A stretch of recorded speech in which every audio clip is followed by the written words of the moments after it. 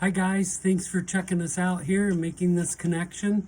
I have our Monday action steps from my sermon about deflecting foolish influences so we can learn to live wiser, better lives from Proverbs 17, 7 through 9.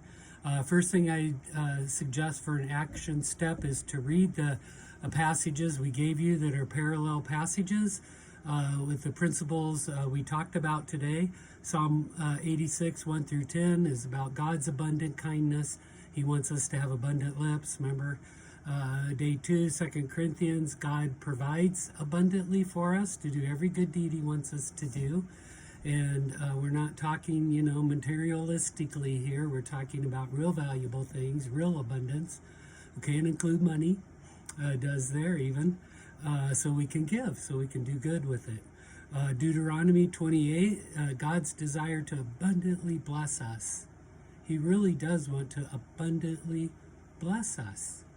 That's a great passage. Romans 16, one of the principles we talked about was the influence of, it was the non-abundant speech of others, the degrading, devaluing speech, the lying and not keeping promises.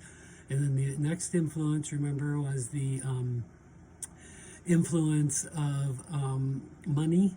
And we want to make sure that we aren't being influenced by money and gifts from people to do things we wouldn't normally do, or even ourselves in our own mind.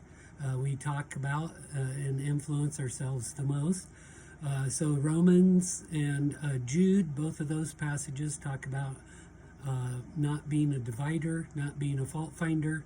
1 Corinthians, God's desire is no division. Satan divides, God unites.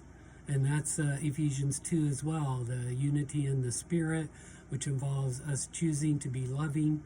And, as we talked about today, love means forgiveness, and love covers a multitude of sins. So first takeaway, read the passages this week.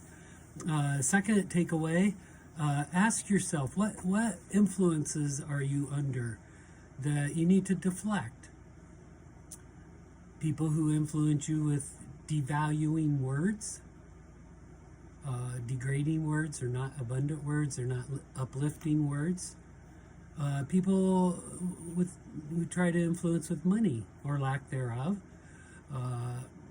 Again, remember, you can tell yourself these things, be influencing yourself to do things you wouldn't do for monetary considerations or because of money. It's not worth it. Or the propensity in our day to be offended at everything under the sun. We can't be people who are living in constant outrage, being offended by this, offended by that. And remember, this passage is talking about interpersonal relationships. It's very easy to become annoyed, irritated, offended, upset by, hurt by other people. And the biblical teaching is that we're to cover that. We're to forgive. We're to put it where it can't poison us. We don't talk about it to others. So, what influences you? Yourself? Or are you listening to foolishness? Identify one area that you've been influenced by that you now need to choose to deflect. And when it comes, deflect. Say no. Don't go that way. Don't listen. Don't have that influence. Choose no. Just say no and stop. Stop, challenge, and choose to do the wise thing, the better thing, to be influenced by abundant lips like God's word, which is full of wanting to encourage us and bless us abundantly. So third, when the foolish influences come, here's the, put off, we want to deflect, but we also need to replace, put on. When the foolish influences come, ask yourself this question: what would love do? What would love do? And do it. You'll always be right when you do what love would do. All right, hope you have a great week. I'll see you later.